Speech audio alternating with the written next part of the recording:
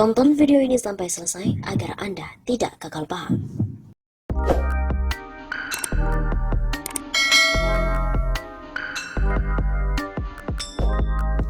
Surat terbuka seorang dokter kepada Presiden Jokowi.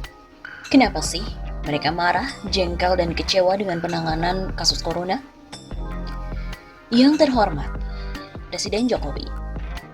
Kenapa saya sangat kecewa, jengkel, dan marah dengan cara pemerintah Republik Indonesia menyikapi bencana dunia COVID-19 ini?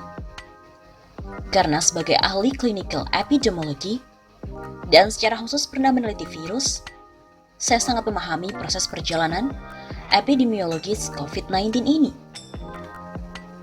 Perjalanan di bulan Maret 2020 ini masih baru saja dimulai. Sementara perjalanan mutasi dan evolusi COVID-19 ini di dunia masih sangat panjang. Mengapa di negara pertama terjangkit RRT, COVID-19 sudah mereda dalam 3 bulan? Yang pertama, karena mereka kaya raya.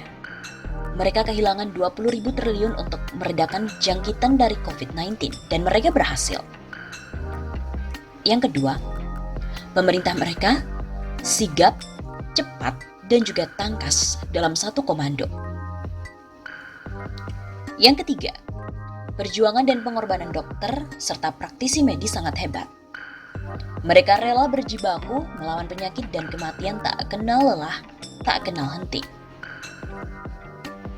4. Partisipasi rakyat sangat luar biasa. Berjuang habis-habisan dan rela di lockdown 2 bulan penuh tanpa mengeluh, tanpa merengek, tanpa protes. Sementara, perjalanan COVID-19 di Indonesia baru mulai. 2 kasus, 27 kasus, 34 kasus, 69 kasus, 96 kasus.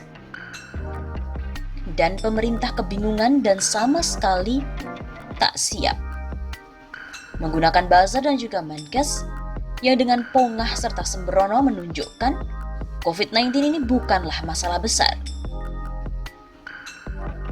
Presiden sama sekali tidak didampingi oleh orang-orang yang kompeten.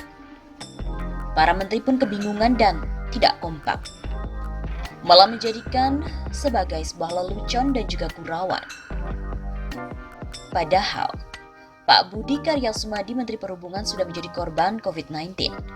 Pasca ia menjemput awak kapal pesiar yang dimana 9 dari mereka terjangkit COVID-19.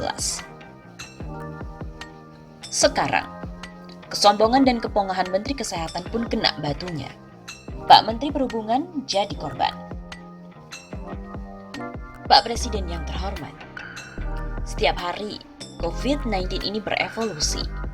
Semakin ganas, semakin efektif dalam penyebarannya. Semakin ia mampu beradaptasi dengan lingkungan. Perhatikan bahwa hanya dalam hitungan 30 hari hampir seluruh permukaan bumi sudah terjangkit olehnya. Pak Presiden, banyak kepala negara, istri kepala negara, menteri, pejabat yang telah sakit dan terinfeksi COVID-19. Dan mereka semua terbuka menyampaikan secara apa adanya. Saat ini, di Indonesia sudah ada perawat yang wafat karena COVID-19. Dan beberapa dokter yang merawat pasien sudah terinfeksi pula. Rakyat bingung, terpecah belah dalam kebingungan. Rakyat yang manja dan malas ini terbiasa menengadahkan tangan dan mengeluh, ini tak kuat kenapa geblok.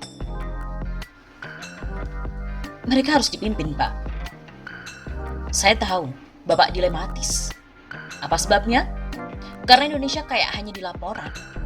Apabila di lockdown, maka negara akan chaos dan ambruk dalam hitungan hari. Tapi, apakah 271 juta rakyat harus dikorbankan? Lockdown membuat kita mundur 10 langkah. Tapi kita akan menyelamatkan banyak nyawa. Rakyat hanya perlu ditata dan diajarkan untuk prihatin dan lapar sejenak. Tapi mereka akan terhindar dari banyak kasus kematian.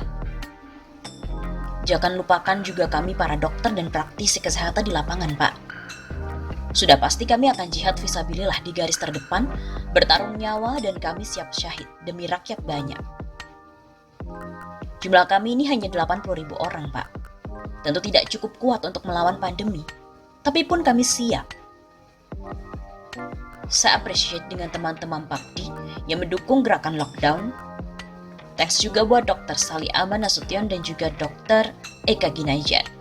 Kita pun siap berjihad, tetapi alangkah lebih baik bila kasus diminimalisir dengan lockdown. Tolonglah Pak, pakai hati nurani Anda. Lockdownlah 1 bulan saja.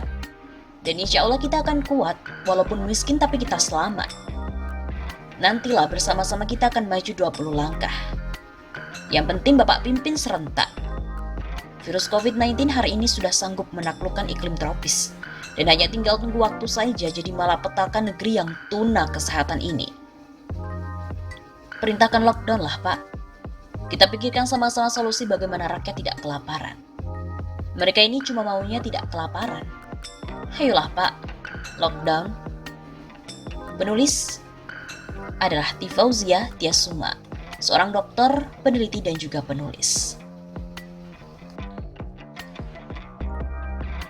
Selain itu, ternyata juga ada dokter yang sebelumnya pernah menyurati Jokowi perihal tentang masker.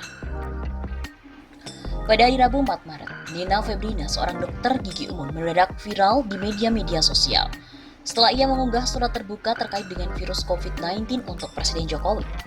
Surat terbuka yang diunggah di akun Instagram pribadinya berisi tentang keluhan sebagai seorang dokter gigi yang terdampak kelangkaan masker. Dear Pak Jokowi, saya mewakili teman-teman sejawat. Kami tenaga medis. Ya, kami dokter gigi yang punya risiko 100% tertular virus corona, virus hepatitis, TBC dan juga penyakit-penyakit lainnya. Setiap hari pun kami berjibaku dengan darah dan air ludah. Kami tidak takut, Pak, karena kami tahu itu tugas kami dan kami tahu risikonya. Tapi tolong kamilah Pak, untuk meminimalkan faktor risiko itu, kami menggunakan segala atribut yang memang wajib Kami menggunakan segala atribut yang memang wajib kami pakai. Masker, sarung tangan, headcap, baju dokter dan kacamata. Pak Jokowi juga pasti sudah tahu. Harga masker yang harganya hampir dari setengah gram emas atau mungkin ada yang jual setara dengan 1 gram emas. Tolonglah Pak, tindak pihak-pihak yang sangat merugikan. Kami pun tak tahu kapan badai ini akan berakhir. Dan semoga Allah melindungi kami. Dalam unggahannya itu, dokter gigi Nina juga menyayangkan adanya kenaikan drastis harga masker dan meminta untuk pemerintah menindaklanjuti. Saat dihubungi oleh tim redaksi, DRG Nina juga menekankan bahwa profesi yang ia jalani sangat membutuhkan masker. Dan masker yang paling urgent. Kami butuh banget. Begitu katanya.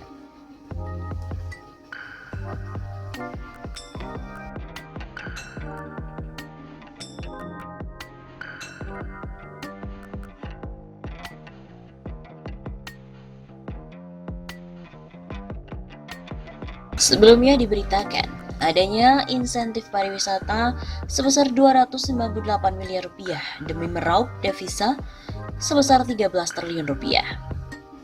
Insentif pada sektor pariwisata sebesar 298 miliar rupiah diharapkan memberikan dampak untuk mengakselerasi wisatawan dengan target sebesar 736.000 yang difokuskan ke pasar-pasar lain selain Cina, yaitu di negara seperti Australia, Amerika dan juga Eropa.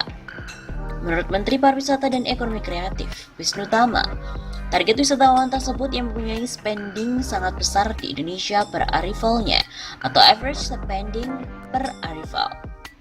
Kurang lebih ditargetkan yang merupakan ASPA di atas 1.700 US dollar per kunjungan, sehingga akan mempunyai dampak ekonomi yang besar untuk Indonesia. Begitu kata Wisnu.